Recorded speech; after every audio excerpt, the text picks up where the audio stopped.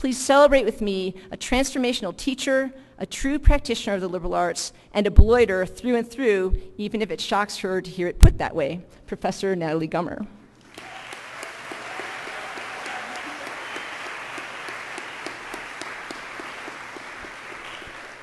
Oh, thank you. Wow, way too kind, yeah? Wow, it's a really great honor to address all of you today. But first, I have to admit, I'm feeling sort of disappointed, despite that wonderful introduction. Because last week, I confessed to our provost, Ann Davies, my worry that my talk would be kind of serious and a bit dense, because that's how I tend to be, kind of serious and a bit dense. And she made me the most amazing offer, one that would have provided just the right amount of relief from my serious, dense speech. She offered to illustrate my points through interpretive dance. This really happened. Okay.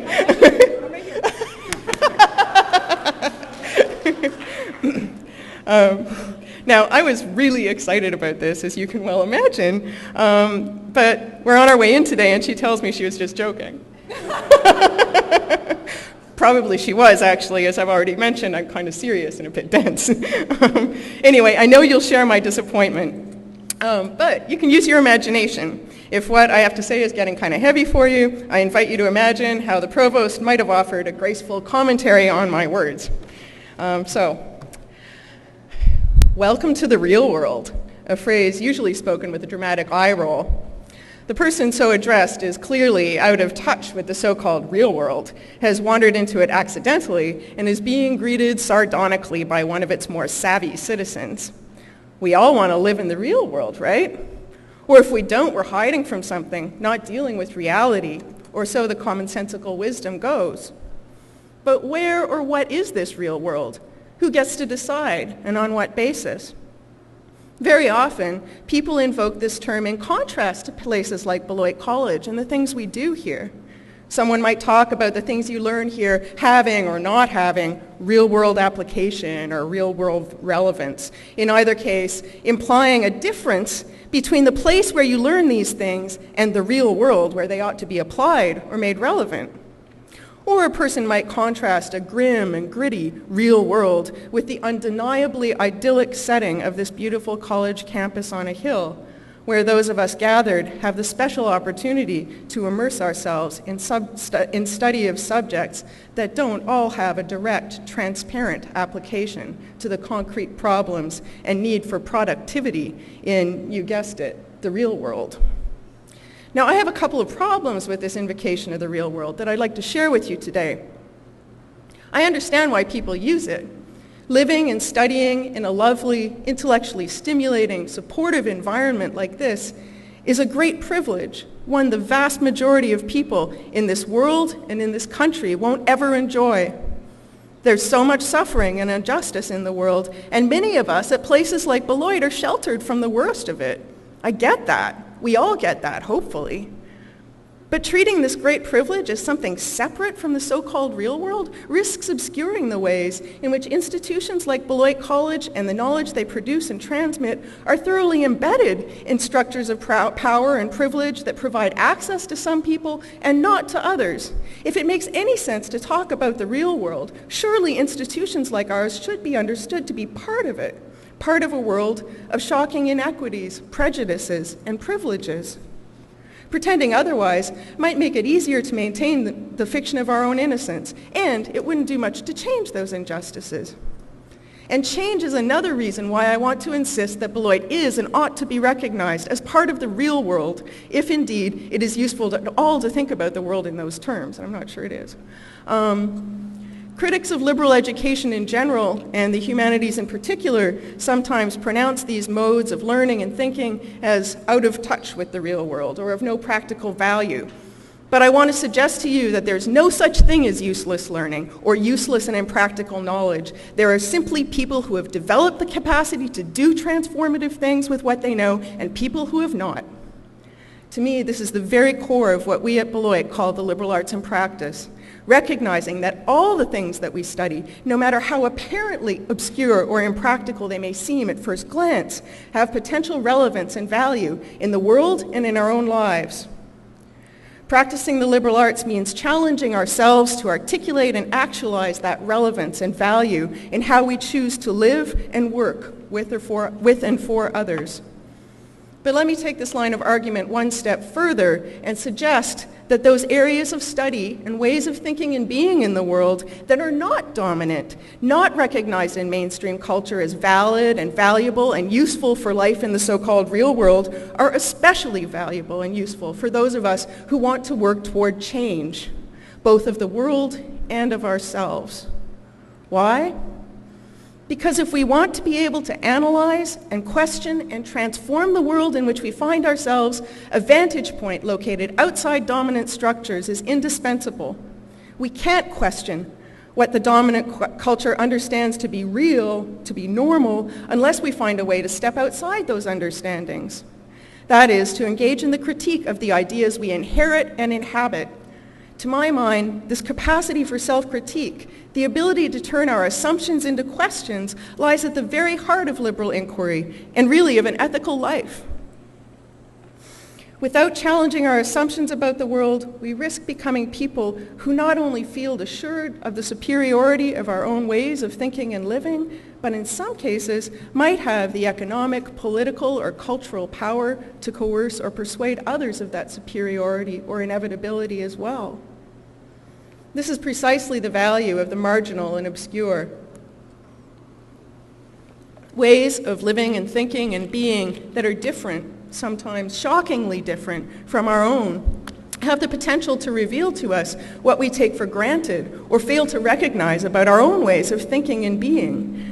Studying how people have organized knowledge, communities, and institutions in other times and places provides an occasion not only for broadening our understanding of other life ways, but also for recognizing and questioning our normative assumptions about institutions, language, power and privilege, nature and culture, and what it means to be human. And of course, for recognizing and questioning and transforming our assumptions about the real world.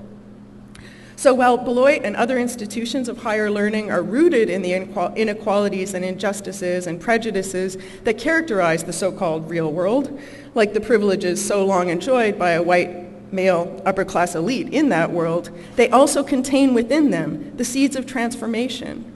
And those seeds are to be found in ways of thinking and being and living that are thought of as marginal, whether they come from underprivileged groups in our own time and place or in the very different ways that people structured and made sense of their lives in other times and places. Now, I study what seems like a really obscure genre, I think, of ancient Buddhist literature in Sanskrit. I'm sure that seems like the epitome of obscurity and irrelevance to some of you. Why should anyone care about something that esoteric when there are so many pressing present problems and opportunities? But precisely because they come from a context so different from our own, these texts offer us an angle of vision through which to recognize and question our own assumptions about the world. Take, for instance, American ideals of freedom and equality, ideals that have so much normative power in the world today.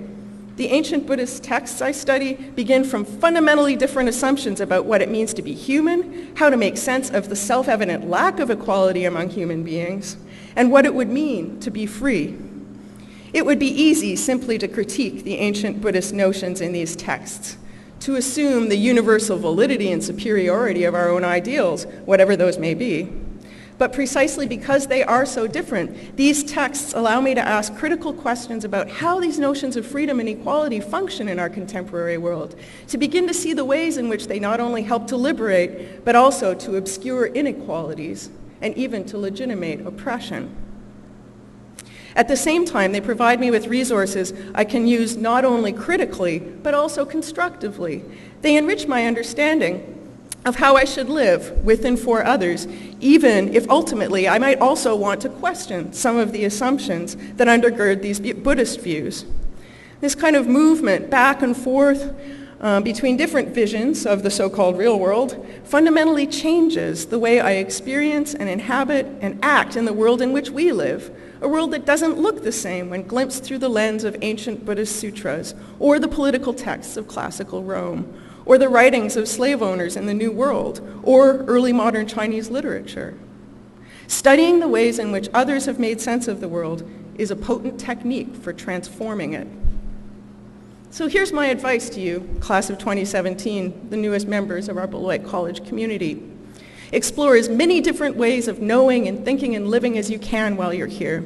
You'll be drawn to explore a couple of them in greater depth and with greater intensity, but regardless of what you're studying, keep the so what question, the question of why what you're learning matters, why it has value in the world, uppermost in your mind. And when you find that question difficult to answer, as you inevitably will at some point along the way, ask it of your teachers and advisors and mentors. Actively cultivate your ability to make powerful connections between seemingly unrelated situations or ideas, your ability to apply approaches or skills learned in one context to a very different one. And explain to those who tell you that studying X or Y won't get you a job that you're developing an interdisciplinary flexibility of mind, and that this ability to make connections, to see a situation from multiple angles of vision, to bring fresh and unexpected perspectives to deeply entrenched problems and structures, is what distinguishes change agents in the world. And you know what? Change agents get jobs, usually really interesting jobs.